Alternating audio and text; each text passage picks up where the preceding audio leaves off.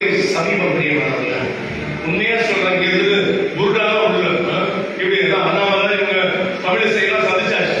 இப்ப அடுத்த அப்பாயின்மெண்ட் வாங்கி வச்சிருக்காங்க. அமித்ஷா வீட்டுக்கு போறதுக்கு அப்பாயின்மெண்ட் வாங்கி வச்சிருக்காங்க. தெரியுங்களா?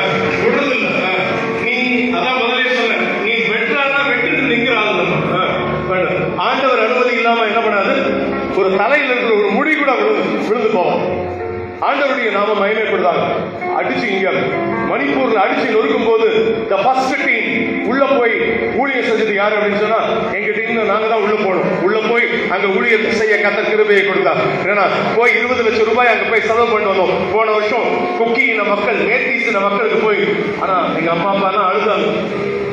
பிரச்சனை எல்லாம் முடிச்ச பிறகு போடாங்க. அவன் அடி வாங்கும் போது தானே போய் ஒண்ணுமே இல்லாம இருக்கும்போது, சாப்பாடு இல்லாம இருக்கும்போது அவனுக்கு போய் என்ன பண்ணணும், ஆகாரத்தை கொடுக்கணும். அதனால நம்ம அப்படி போய் எல்லா காரியங்களையும் செஞ்சுட்டு வர கத்த கிருபை கொடுத்தார்.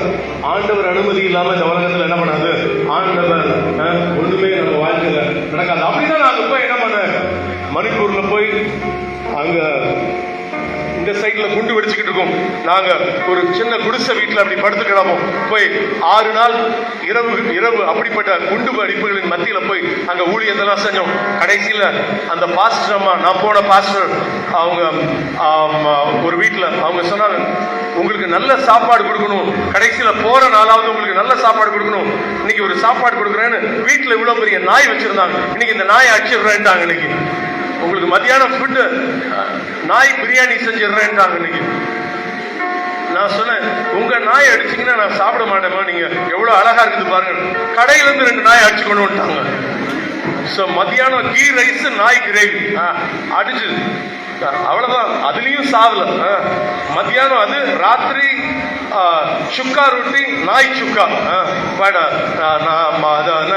எலும்பு குழம்பு, நாய் எலும்பு குழம்புலாம் வச்சிருந்தாங்க. ஆண்டவருடைய நாம அதுலயும் என்ன பண்ணல, ஆண்டவர் ஜீவனை கொடுத்து வச்சிருக்கிறார். ஒரு கல்யாண வீடு அப்படின்னு சொன்னா ஒரு 30 நாய் அடிப்பாங்கம்மா. 30 நாய் அடிப்பாங்க. அங்க எங்க மணிப்பூர்ல ஒரு பெஸ்ட் ஃபுட். அங்க ஆட்டுக்கறி கிலோ 400 ரூபாய். ஆட்டுக்கறி கிலோ 400 ரூபாய். நாய்க்கறி 1400 ரூபாய் கிலோ. 1400 rupees. அதுதான் காஸ்ட்லி. நான் யோசிச்சேன், நம்ம ஊர்ல சுத்துற நாய்கள்லாம் பார்த்தா ஒரு 4 ட்ரக்கை கூட்டு போனோம்னா பெரிய பணக்கார நாய் இல்லாத மாதிரி இருந்துச்சு. வேற லெவல்ல. இன்னும் சொல்றாங்க, அந்த ஊர்ல 2 நாயை வளர்த்துட்டோம்னா ஒரு ஏழை வீட்டுல எங்க பிள்ளைங்களுடைய படிப்பு செலவுக்கு ஆயிடுறாங்க. 2 நாயை வளர்த்துட்டா அப்போ அது வளர்ந்து நாயை அடிக்கிறதுக்கு கடைக்காரன் கொடுக்கும்போது ஒரு நாய் 75,000 ரூபாய் வாங்குறாங்க. ஸோ 2 நாயின் போது 1.5 லட்சம் ரூபாய். ஸோ அவங்க என்ன பண்றாங்க, பிள்ளைங்களுடைய படிப்பு செலவாக எழுதுறாங்க. இப்படிதான் அவங்க. ஆனா எல்லாம் சொல்ல நம்ம சப்ஜெக்டுக்குள்ள வருவோம். ஆனா எல்லா காரியங்களின் மத்தியில உன் பிரதிஷ்டைய நீ என்ன பண்ணணும்னா நீ காத்துக்கொள் தம்பி தங்கச்சி. முதலாவது என்ன கொம்பு, முதல் கொம்பு என்ன கொம்பு, அது என்ன வெளிப்படுத்துது, அடிமைத்தனம். 2வது கொம்பு பிரதிஷ்டைக்கு விரோதமாக கிரியை செய்கிற ஆவி. 3வது சரீரத்துக்கு விரோதமாக கிரியை செய்கிற ஆவி. 4வது ராஜ்யம் என்ன ராஜ்யம், 4வது கொம்பு மேதிய பேர்ஷிய ராஜ்யத்தை காண்பிக்கிறது. மேதிய பேர்ஷிய ராஜ்யம் ஒரு சட்டம் போட்டாங்கம்மா. இஸ்ரவேலுக்கு விரோதமா ஒரு சட்டம் போட்டாங்க. என்ன சட்டம் போட்டாங்க தெரியுமா, நீ என்ன வேணா செய்யலாமா, நீ என்ன வேணா செய்யலாம், ஆனா ஒன்னே ஒன்று மாத்திரம் செய்யக்கூடாது. என்ன பண்ணக்கூடாது, ஜெபம் பண்ணக்கூடாது. என்ன பண்ணக்கூடாது, என்ன பண்ணக்கூடாதுமா, ஐ ஜாலி அப்படின்ற மாதிரி இருக்கும். என்ன வேணா நீ பண்ணலாம், என்ன பண்ணக்கூடாதுன்னா ஜெபிக்க விடாதபடிக்கு தடை செய்கிறார். இது எங்க இந்த சட்டம் வந்துச்சு தெரியுமா, தானியேல்ல நீங்க வாசிக்கும் போது வாசிக்கலாம். அவங்களை வணங்காம ஏன்னா வேற காரியத்தை செஞ்சா எங்க போட்டுறாங்க, சிங்க கவிக்குள்ள போடுகிறத நம்ம எல்லா கதைகளையும் நம்ம பார்க்கணும். மேதிய பேர்ஷிய ராஜ்யம் செய்கிற பல காரியங்களை நம்ம இந்த உலகத்துல நம்ம பார்க்கும் பொழுது பார்க்கிற காரியம் நமக்கு பல விதங்கள்ல நமக்கு சுட்டி காட்டுகிற காரியம் தான். ஆண்டவருடைய நாமம் மகிமைப்படுவதாக. ஆனா இன்னைக்கு என்ன வேணா பண்ணலாம், ஆனா என்ன பண்றது இல்லைன்னா ஜெபம் பண்றது இல்லை நிறைய மக்கள். ஆனா ஜெபிக்க விடாதவருக்கு இன்னைக்கு எந்த சூழ்நிலையா இருந்தாலும் சாப்பிடும் போது என்ன பண்ணுவோம், ஜோபம். வெளியே பெறப்படும் போது என்ன பண்றோம், ஒரு சின்ன ஜோப் பண்றோம். படுக்கும் போது என்ன பண்றோம், அதை பத்தி நான் சொல்லணும். அது இல்லை, உண்மையா உட்கார்ந்து கத்தக்கூடாது. ஒரு அரை மணி நேரம் 1 மணி நேரம் உட்கார்ந்தா ஜோம் பண்ணுவதற்காக உட்காருவோம். அப்பதான் நமக்கு ஃபோன் கால் வரும். நம்ம ஜோம் பண்ணா நிறைய பேர் முட்டி போடுறதே இல்லை, முழங்கால் படிடு. என்ன பண்ணும்? நீல் டவுன் பிஃபோர் கால். முட்டி போடும்போது அப்பதான் ஃபோன் வரும். நம்ம இயேசுவோட யார் முக்கியம்? நமக்கு ஃபோன் நம்பர் நமக்கு ரொம்ப முக்கியம். அதோ அப்படின்னு சொல்லி என்ன பண்ணுவோம்? இந்த ஜோம் பண்ணிக்கிட்டு அப்புறம் கூப்பிடுறேன். அந்த ஜபம் இந்த கூரையை கூட தாண்ட உண்மையா ஜபம். எப்படி ஜெபிக்கணும் சொல்லுங்க? எப்படி ஜெபிக்கணும்? உண்மையா உன் ஜபம் உண்மையா. உன் அரை கதவை மூடி உள்ளதின் ஆரம்பத்தை பிதாவை நோக்கி பாரு. வெளியிடமா கர்த்தர் பதில் கொடுப்பார். நான் அடிக்கடி சொல்வேன், ஜபத்துக்கு ஒரு ரகசியம் சொல்லிக் கொடுக்குறேன். ஜபத்துக்கு ரகசியம் என்ன தெரியுமா? ரகசியமா தெரியும். அதான் இயேசு சொல்லிக் கொடுத்தார். என்ன சொல்றாரு? உன் அரை கதவை மூடி உள்ளதின் ஆரம்பத்தை யாரை நோக்கி பார்? பிதாவை நோக்கி பார். வெளியிடமா உனக்கு என்ன கொடுப்பார்? எனக்கு வேதாந்தத்தில் பிடிச்ச இன்னொரு வருஷம் தானியேல சம்பந்தப்பட்டிருக்கு. தானியேல் 6ஆம் அதிகாரம் கடைசி வருஷத்துல அந்த அதே மேதிய பெர்ஷிய ராஜ்யத்தின் காலத்துல தானியேலின் காரியம் எப்படி இருந்தது? சொல்ல, தானியேலின் காரியம் எப்படி இருந்தது? ஜெயமா இருந்தது வேதத்துல வாசிக்கிறோம். ஆனா நான் சொல்லுவேன், தானியேலின் காரியம் ஜெயமா இருந்ததுன்னா காரணம் தெரியுமா? தானியேலின் வாழ்க்கை ஜெபமா இருந்தது. தானியேலின் வாழ்க்கை எப்படி இருந்துச்சு? ஜெபமா. சொல்லுங்க பார்க்கலாம். தானியேலின் வாழ்க்கை ஜெபமா இருக்கு. என் வாழ்க்கை எப்படி இருக்கணும்? ஜெபமா இருக்கணும். என் வாழ்க்கை ஜெபமா இருந்தாதான் என் வாழ்க்கை எப்படி இருக்கும்? ஜெயமா இருக்கும். ஜெபம் இல்லைன்னா என்ன கிடையாது? ஜெயம் இல்லை. அதனால உங்க காரியத்துல நீங்க எப்படி இருக்குன்னா ஸ்ட்ராங்கா இருமா, உண்மையா இருக்கு. அதுதான் கர்த்தர் எதிர்பார்க்கிற காரியம். அது உண்மையா கர்த்தருடைய சன்னிதானத்துல உட்கார்றியா, ஜெபிக்கிறியா? நம்ம நாம் ஆராய்ந்து பார்க்கலாம். நீ எப்படி நீ உழைக்கப்பட்டிருந்தாலும் சரி, ஆண்டவர் உன்னை எடுத்து உருவாக்குவேன் என்று சொல்றார். எங்க வீட்டுல சொல்லுவேன், என் மனைவி அடுத்த 3 மணி நேரம் என் ரூம் கதவு கட்டக்கூடாது. நீ அண்ட் மை காட், நானும் ஆண்டவரும் உன்னைய 1 மணி நேரம் ஜெபம் பண்ணு சொல்லிட்டு இருக்கிறேன். நான் அங்க சொல்லுவேன், என் ரூம் கதவு 3 மணி நேரத்துக்குள்ள கட்டினீங்கன்னா அடுத்த நாள் 6 மணி நேரம் திறக்கணும். 6 hours திறக்கணும். நீ அண்ட் மை காட், நான் ஜெபம் பண்ணதான் உடனே வந்து பேச முடியும். உங்களுக்கு பிரசங்கிக்கிற நான் தானே ஆகாதவராய் போகாத எல்லா காரியங்களை நம்பி தானே செய்யும்.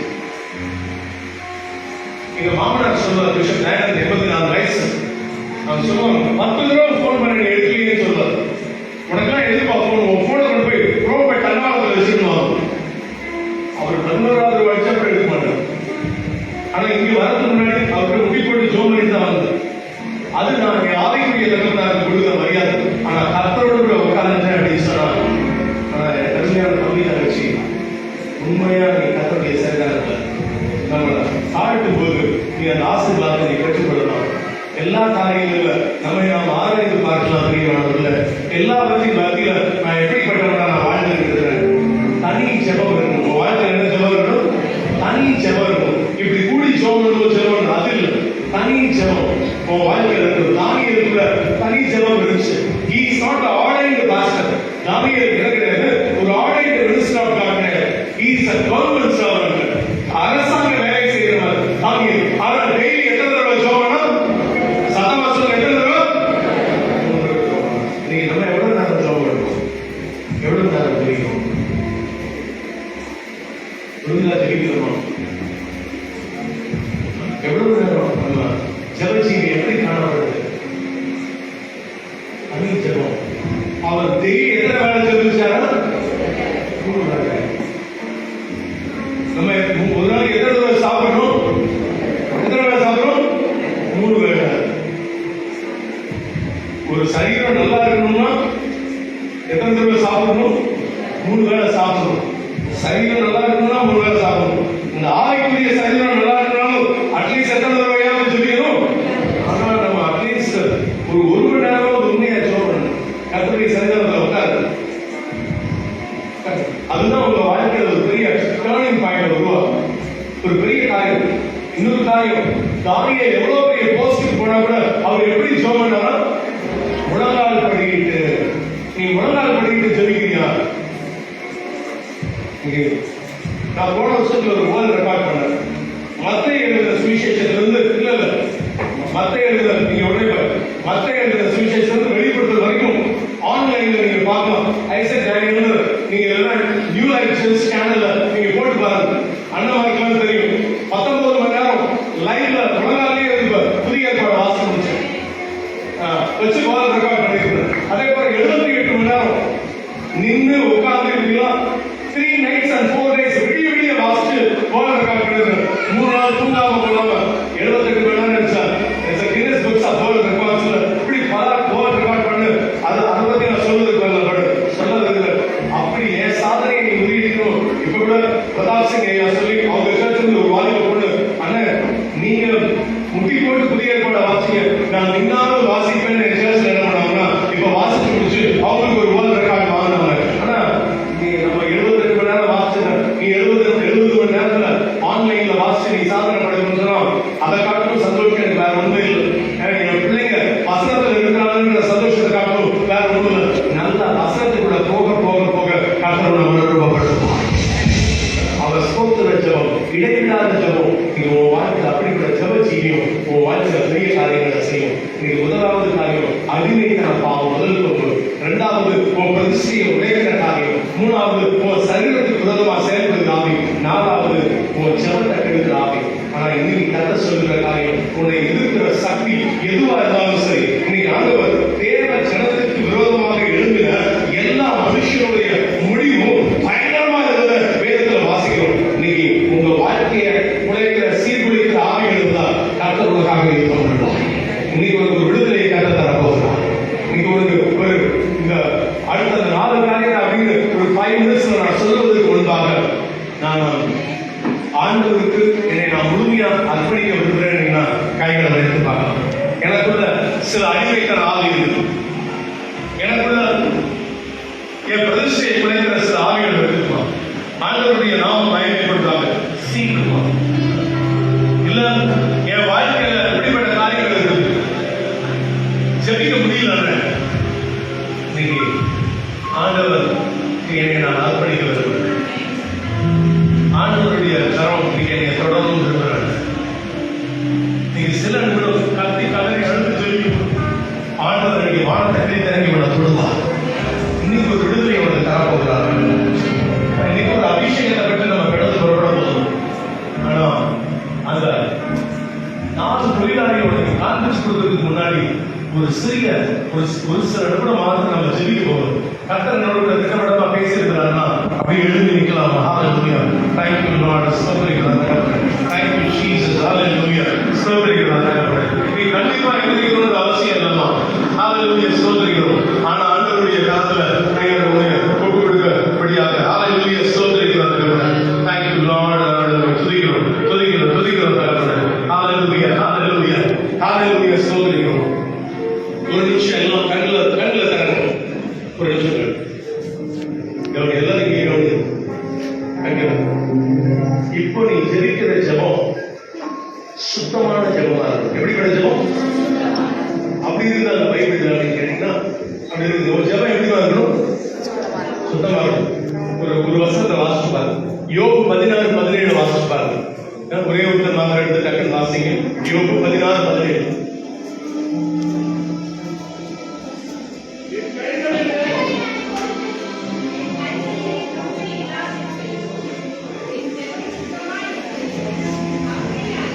என் ஜபம் எப்படி இருக்கு? ஹிப்போக்ரட்ஸா இருக்கக்கூடாது. அவங்க என்ன பண்றாங்க, இவங்க என்ன பண்றாங்க, அவங்க ஜோம் பண்றாங்களா பாக்குறதுக்கு நம்மள வைக்கல. ஐயோ அந்த பிள்ளை ஏன் குதிக்குது, அவங்க ஏன் இது பண்றாங்க அப்படின்னு எல்லாம் கண்ண மூடி உண்மையா ஜோம் பண்ண போய் பரிசுத்த ஆவியானவர் ஒன்ன கொடுவாரு. உன் வாழ்க்கையில் அற்புதத்தை கதை செய்ய போகிறார்.